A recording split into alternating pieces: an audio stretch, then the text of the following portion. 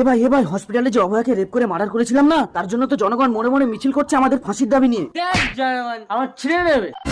তোমরা যত সব ভুল কাজ করবে আর আমাকে সামলাতে হবে না, রাখো দেখছি। কিন্তু ম্যাডাম পোস্টমর্টম রিপোর্ট। তুমি কি প্রমোশন চাও না অফিসার? ঠিক আছে ম্যাডাম, তাহলে এই রেপ কেসের ফাইলটা পুরো ক্লোজ করে দিচ্ছি। অফিসার, ও যদি আপনার বোন হতো। ননসেন্স, আমার কোনো বন্টন নেই। আপনারা যান যান, বাইরে যান, যত সব। দাদা দাদা, এই কে? আমি অভয়া। তুই তো মরে গেছিস। আমি মরিনি দাদা, শয়তানগুলো আমাকে রেপ করে মেরে দিয়েছে। অভয়া, ম্যাডাম আপনি এক্ষুনি আসুন, আপনার পুলিশ আমাদেরকে ধরে জেলে ঢুকিয়েছে। অফিসার এক্ষুনি ছেড়ে দিন এদেরকে। ওকে ম্যাডাম, এই বেরিয়ে এসো তোমরা।